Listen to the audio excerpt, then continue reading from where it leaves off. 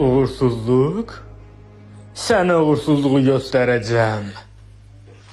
Bugünlük bu kadar ve unutmayın, havanız barəsində bizə daim güvenin. Roma kurulmadı bir günde. Dırmaşmalısan şöhretin tepesine. Qətiyyətin varsa mərhəmət etmə. Bir neçə kəllə kəslə inanarlar sənə.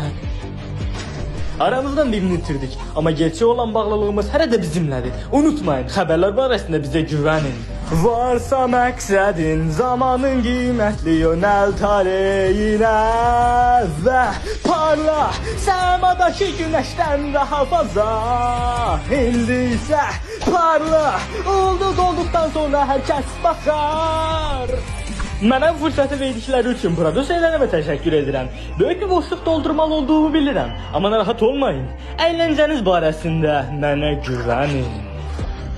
İşini qəti buraxma şansa. Kaldırmalısan təhlükələri yaradan. Böyük balıq üzür hovuzda. Olsan ya da ovçusan, güclən qan çıxdıqca. Görmürsən? İnsanlar mənə sitayiş edir Bob. Çəkinmə, kanalı mənə dəvr et. Bu kanalı dünyanın ən məşhur kanalı edə bilərəm. Çəkinmə, güvən mənə. İndi isə parla, gökyüzündəki cənnətdən daha fazla.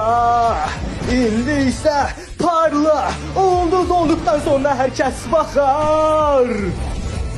Bundan əvvəl kanallar sizə eyni axmaq şeyləri göstərirlər.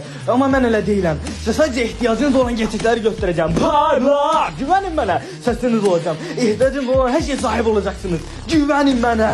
Parla! Bizə güvənin. Yeni bir eraya hazır olun. Əyləncənin dozunu artırmağa hazırsınız. Parla! Kim olduğumu görəcəkdilər. Mənim qarşımda diz çökəcəklər.